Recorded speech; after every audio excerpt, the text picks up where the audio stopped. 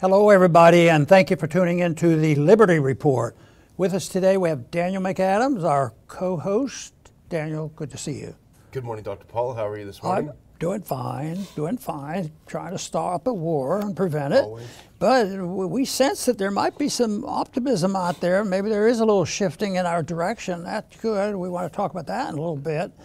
But there's also some indication that in the meantime, they're sure wasting a lot of money, and there's sure a lot of pain and suffering from it, and we have to have a balance. But we'll talk about that because our responsibility is to try to introduce the defense of the position of why go to war if we don't need to, and like we've done that once or twice before. But before we get into that, I wanted to talk a little bit about just the whole issue of war, because there's always beneficiaries, or it wouldn't happen, and there's also the victims of the war, and most people realize that. Usually the common man who has to pay and suffer the militarism of it are the real victims. But the payment of the war generally goes back to the middle class, because they never collect taxes for the war enough to pay for and say, well, at least we're fiscally responsible for starting this war. They're not. Even during World War II, I remember we were instructed to go and sell war bonds, and collect money. But it was just a small percentage of money that was raised that way, and it was loaned to the government. But they resorted to inflation. There was a lot of inflation. So the inflation, who suffers the most? The middle class. Yeah. The prices go up, and they suffer the consequence. And that tax hits the middle class a lot heavier, percentage-wise especially, than does the taxes that hit the very wealthy, who usually have ways of getting around it. Yeah. And who then profits if the middle class is paying for it? Well, we've talked about that enough. Profiteering, the military-industrial complex is the big group that does it, but there's a lot of other groups that do it. There's factions around the world that we send money to. Right now there's an argument going on about how the money is being spent, and the Congress never even say, well, maybe we should monitor and find out where the money's going. That never happens. It's so careless. It's free money, and if free money is such, nobody wants to, at least the people who are getting the benefits aren't going to allow the investigation. And that's part of the process of the resistance toward a audit of the Federal Reserve. Even without a war going on, there's a lot of profiteering going on by the monetary system that allows some people to get way ahead. But on the war issue, Daniel and I have worked on this, for a good many years now, and we can't claim we stopped any wars. We brought attention to it, and we've always looked for openings to try to convince the people to oppose it, because the people can stop it. But the record isn't very good for this. But the other thing that really suffers during war, that is something that we all should pay attention to, is freedom, especially for the average person. The intervention that goes on, whether it's the monetary intervention or the civil liberties intervention, the locking up people who disagree with the war, and that's been going on since the Civil War period. And of course, Murray Rothbard always said, and others have said, that wars always leave us with less freedom. Yeah. But he said our revolution was probably the exception, that the people in this country, in the colonies, ended up with more freedom after that war was finished. But that is a rarity. Maybe there's some other examples throughout history, but that was one big example. And we ask questions about, well, how do they get converted? Why do people go along with it? Because when we talked against the building up of the war effort for Iraq, the American people were positively opposed to it. Yeah. They said, don't do it. But, you know, I bet it seemed like I was amazed that it was taking them so long to drop their bombs. But it looks like they worked on the propaganda for 6 months or longer until the people, you know, were convinced that Saddam Hussein was the monster and he was going to attack us and, you know, these sort of things. And that's why, you know, there was this conversion. So getting into war, there's usually two groups, both of them probably lying, and yet truth is what we seek, because if the people had the truth, you know, what about the war against the people during COVID? If the people really had the information from that instead of all the propaganda, maybe some lives could have been saved in a better way than what they claim they were doing. Take a shot and you'll be okay. You know, it's all this talk about the war, this and all this spending that's going on. You know, one thing that they ignore, and I think it's the definition of what's going on our border. I think that's a real war in the sense that I call it an invasion. You know, it's a shrewd way of opening up the doors, and it looks like they're victorious, and they continue to punish the people. They'll take people out of hospitals and schools, American citizens who help pay for these things. They take it out, and they let the illegal immigrants come in with a great potential for more disaster, and it's found that many of them are criminals, and I think they're very dangerous. But most people point out that the immigrants coming in are all of military age. The other thing I wonder about is they don't look, they come in, they've just walked 2,000 miles, and they come in, and it looks like they're pretty well clothed. Yeah. They look like they're pretty healthy, and they never look like they're tired walking. They practically jog around for the camera. So there's something really fishy going on. But you know, there was one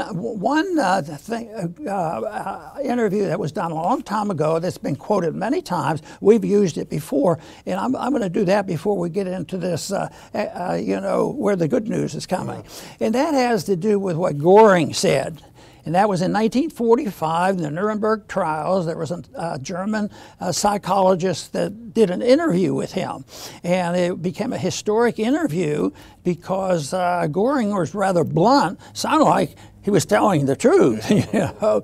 But it's astounding because there's what he was saying, if there's any infractions, but he was speaking the truth in many ways about trying to explain to the suckers who go to war.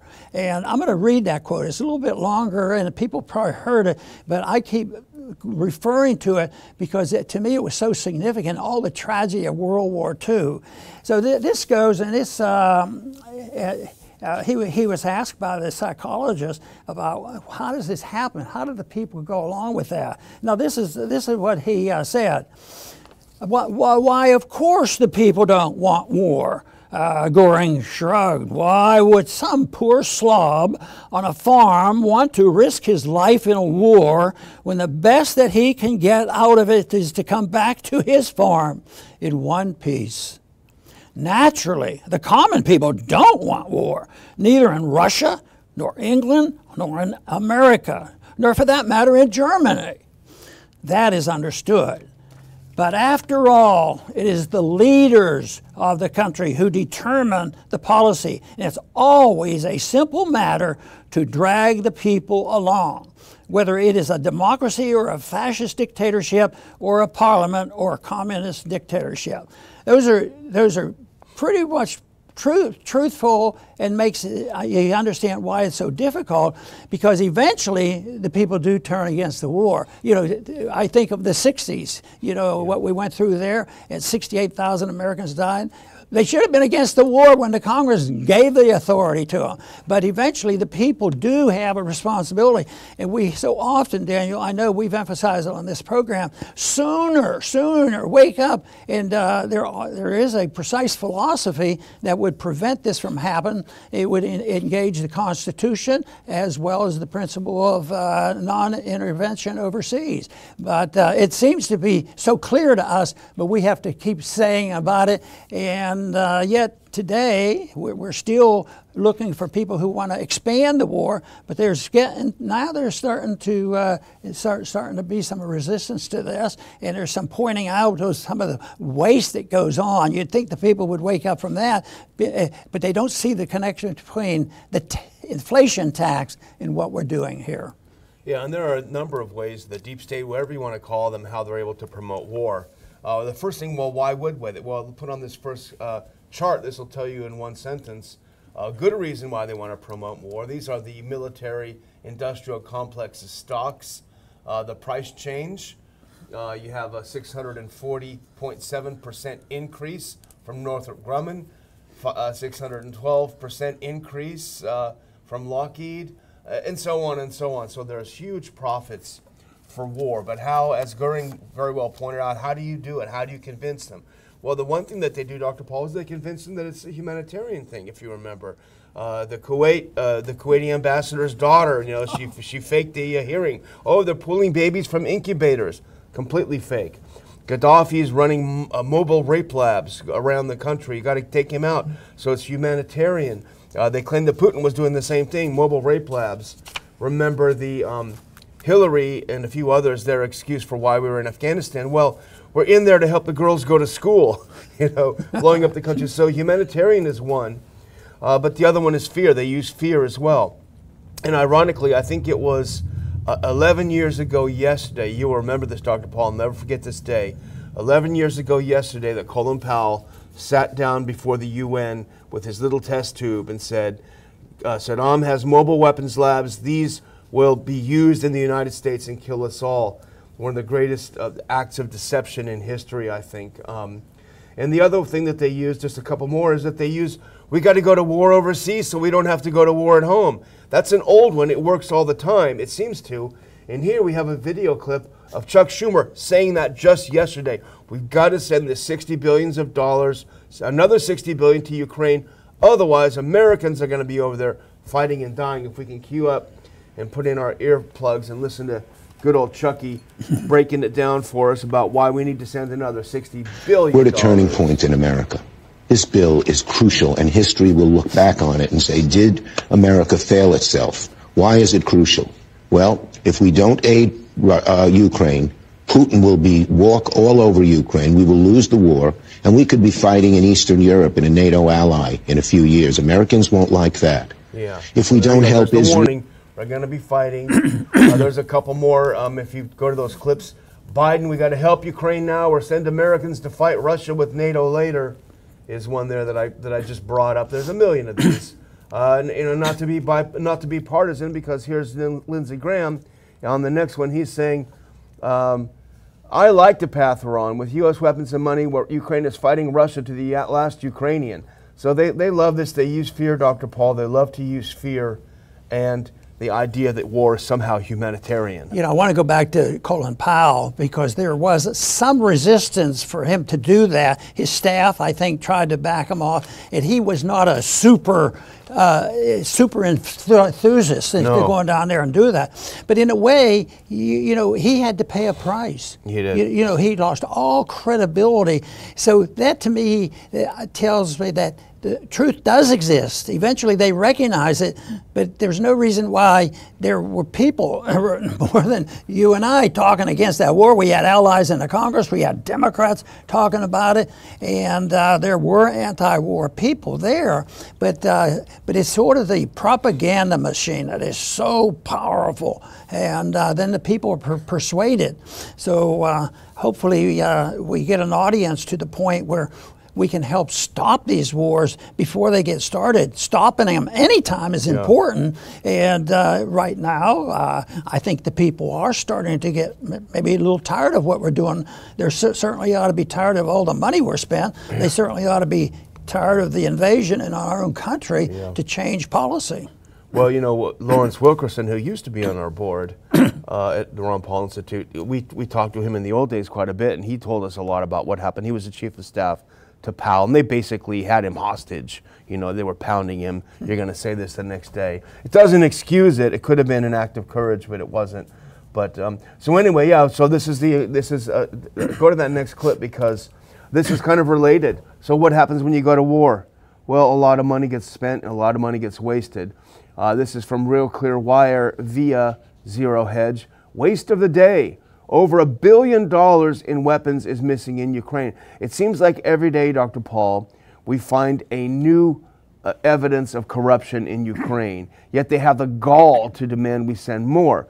The DOD has failed to properly track $1 billion worth of weapons provided to Ukraine, according to an internal audit released on January 6th by the DOD Inspector General.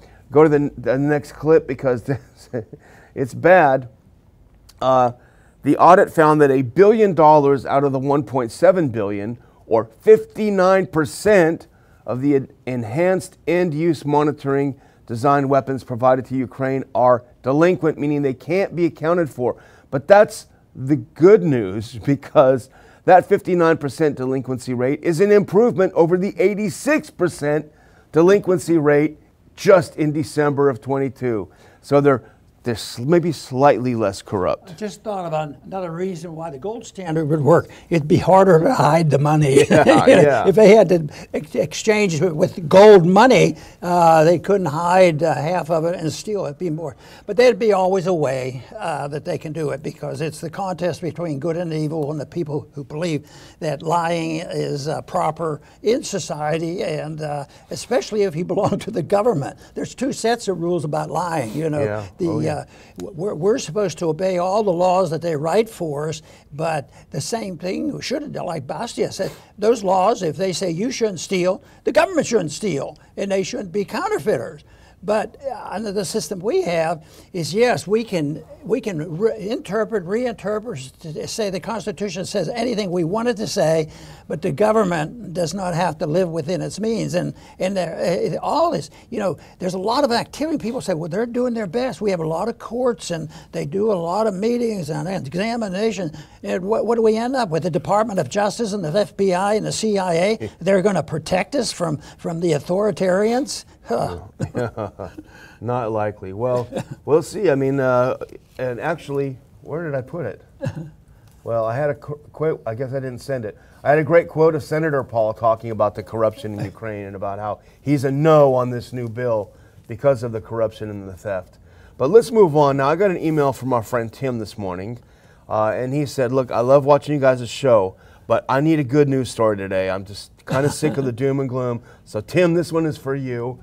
I think it's kind of a good news story, if we can put this next one up. This is a new AP NORC poll. They do this monthly. Half of U.S. adults say Israel has gone too far in the war in Gaza.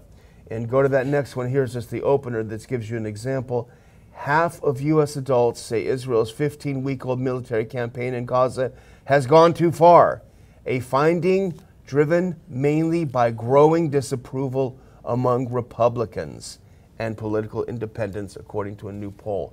And why we say this is good news, it's not because it's any of our business what's going on internally, but it's good news because we're funding it, we're providing the weapons, and we're deeply involved to our own potential detriment. So the fact that more Americans are opposing our involvement in this, opposing this war, is good news.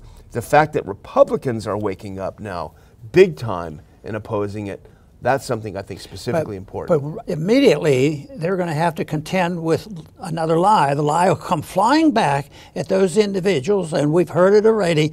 Oh, that means you're anti-Semitic, and yet, the numbers are certainly beneficial. And when more people gang up and try to define this and resent the fact that if they disagree with you, they paste a label on you. Oh, you're just a bunch of anti-Semites, and that's why you're complaining about this. But I tell you what, it's a lot easier to defend our position if anybody comes around to understanding what non-intervention. Yeah. And you alluded to it in your statement a minute ago. We shouldn't be in there micromanaging. And yeah, you mean you don't care? Yeah, we care. That's one of the reasons we don't want to be in there, because we don't have a very good record of bringing about peace when we go and get involved, and we suffer the consequence, people dying, and just think of the weapons industry. How many people? No wonder they don't want us to follow where these weapons go. Yeah. How many civilians did he kill last night? You know, it's pretty bad. So so that is. It's good news that there is a shift.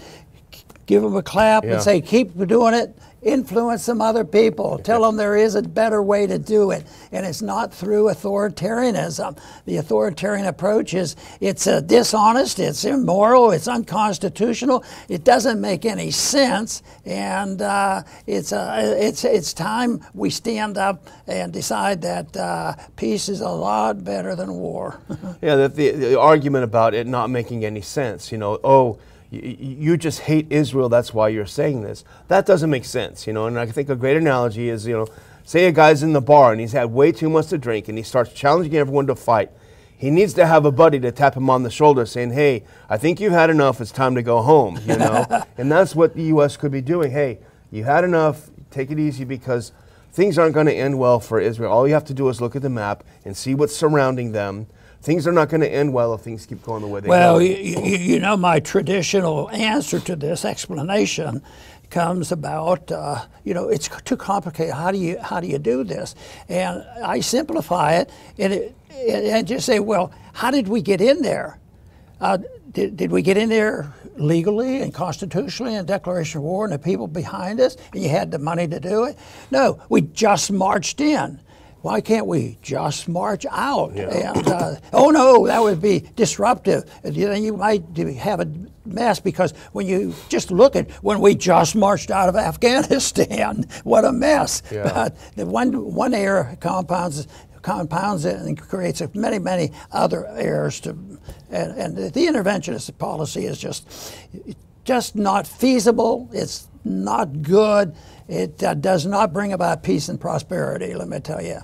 Well, the thing is, unfortunately, we're not marching back out. And for people like me who do dumb things like watch and track military transport planes, 5 of them flew from the U.S. to Israel yesterday. So they're still bringing a ton of weapons still in marching there. in. So let's look a little bit more at this poll, because there are a couple of things that are interesting. And if you could put this up, I think there are some dramatic things here.